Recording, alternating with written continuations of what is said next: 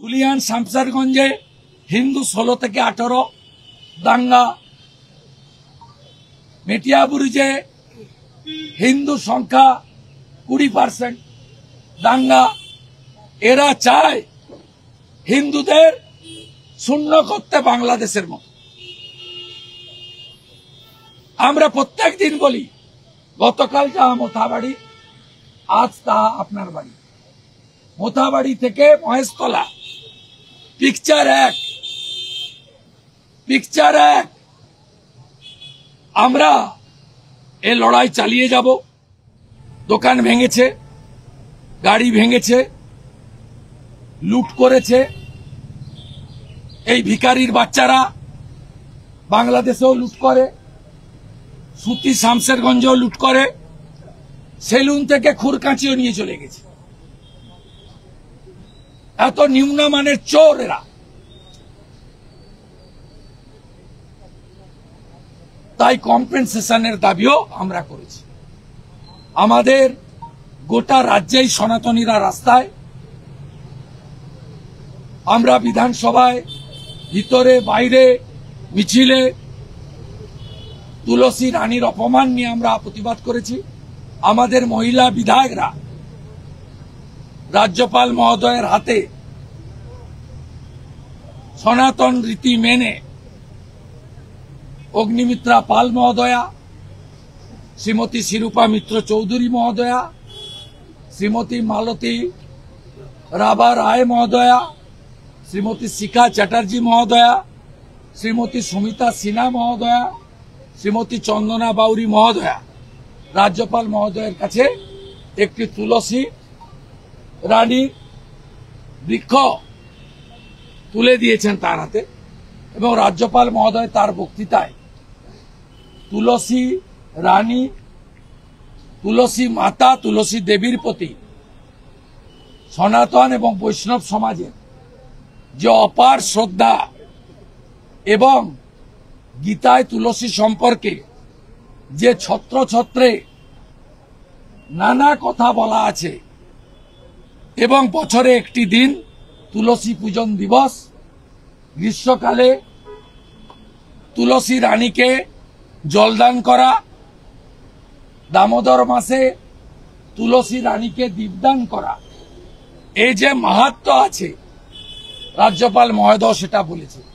আমরা লজ্জিত শ্রী চৈতন্য দেবের ভূমে মাতা তুলসীর চবুতর, তার যে পবিত্রতা একজন বিধর্মীর হাতে নষ্ট হয়েছে বা নষ্ট করার চেষ্টা হয়েছে in presence of Mamata police.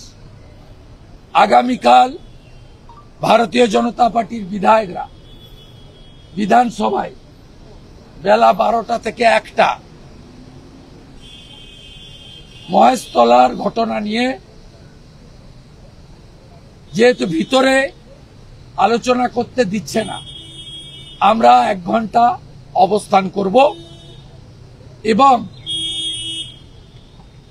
বিধানসভায় কাল মাইনরিটি অ্যাফেয়ার্সের একটি বিল রয়েছে, তাতে অংশগ্রহণ করার পরে মাননীয় দীপক বর্মন, সাধারণ সম্পাদক বিজেপি এমএলএ ফালাকাটা, মাননীয় অগ্নিমিত্রা পাল, সাধারণ সম্পাদিকা এমএলএ আসানসোল, এই দুজনের নেতৃত্বে একটা বিধায়ক প্রতিনিধি দল রবীন্দ্রনগর যাওয়ার উদ্দেশ্যে বিধানসভা থেকে বেরোবে। যেতে দিলে খুশি, যেতে না দিলেও যেখানে আটকাবে সেখানে বিক্ষোভ হবে। আমি অবস্থানে অংশগ্রহণ করলেও আমি এবং শঙ্কর ঘোষ, যেহেতু আমরা ইতিমধ্যে কলকাতা হাইকোর্টে গেছি, যে 163 মেনে আমাকে এবং chief whip opposition Shankar Ghosh রবীন্দ্রনগরে ভিকটিমদের পাশে পৌঁছানোর সুযোগ দিন। তাই আমরা কোর্টের রায় বা কোর্টের বিচারের অপেক্ষায় থাকব। আমরা এমএলএ টিমে কালকে থাকব না। সাথে সাথে আজকে বিকেল 5টায় দক্ষিণ কলকাতা বিজেপির অফিসে আহতদের সঙ্গে আমি এবং আমার সাথীরা মিট করব, তাদেরকে সহানুভূতি জ্ঞাপন এবং তাদের চিকিৎসার দায়িত্ব বিজেপি এমএলএরা তারা নিজেদের যে বেতন সেখান থেকে তুলে দেওয়ার ব্যবস্থা করছে। আমরা মোথাবাড়ি, ধুলিয়ান, শামশেরগঞ্জের মতো মহেশতলা এলাকাতেও মন্দির রিপেয়ারিং, যতগুলো দোকান লুট হয়েছে, হিন্দুদের মোটরসাইকেল জ্বালিয়েছে, পুড়িয়েছে, আমরা ঠিক করেছি বিজেপির 65 জন এমএলএ আমরা প্রত্যেকে নিজ নিজ স্যালারি থেকে চাঁদা দিয়ে তাদের পাশে অর্থনৈতিকভাবে দাঁড়াবো। হিন্দুকে অনাথ হতে, অসহায় হতে আমরা দেব না। বাংলার হিন্দু এখন কেস থাকলো, আমরা যেদিন আসব গুনে গুনে বিচার হবে, গুনে গুনে মধুরেণ বদলা হবে। তৃণমূল অভিযোগ করছে একটা ষড়যন্ত্র এবং বজবজ থানা গ্রেফতার করেছে 3জনকে এবং তাদের কাছ থেকে বিস্ফোরক পদার্থ পাওয়া গেছে। পুরোটাই আরএসএস বা হিন্দু সংগঠনের ষড়যন্ত্রের ও সাজানো ভাইপোর কোম্পানি কিছু হবে না, সব ভাইপোর কোম্পানি সাজানো। আপনারা এখানে মিডিয়া আক্রান্ত হন, মিডিয়াতে নোটিশ করে। এখানকার পুলিশকে লোক মমতার পুলিশ বলে, বেতন দিয়ে আমরা, আর কাজ করে পিসি ভাইপো। আর চটি চাটতে চাটতে জিভগুলো এত মোটা হয়ে গেছে।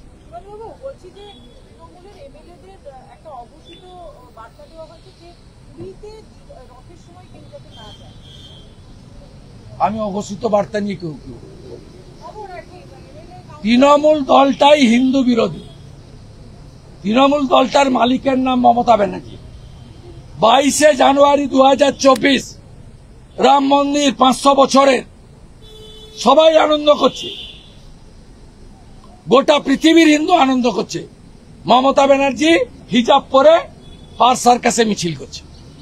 66 কোটি হিন্দু প্রয়াগরাজে ত্রিবেণী সঙ্গমে মহাকুম্ভে স্নান করছে, আর বিধানসভার ভিতরে বলছে মৃত্যু কুম্ভ। মমতা ব্যানার্জি আমাদের বলেছে হিন্দু ধর্ম কন্যা ধর্ম। তাই তৃণমূল দলটাই হিন্দু বিরোধী দল। আমাদের ভিডিও ভালো লাগলে লাইক এবং শেয়ার করুন। কমেন্ট সেকশনে গিয়ে জানান আপনাদের মতামত। আরও ভিডিও পেতে আমাদের চ্যানেল সাবস্ক্রাইব করুন এবং প্রতি মুহূর্তে খবরের আপডেট পেতে প্রেস করুন বেল আইকন।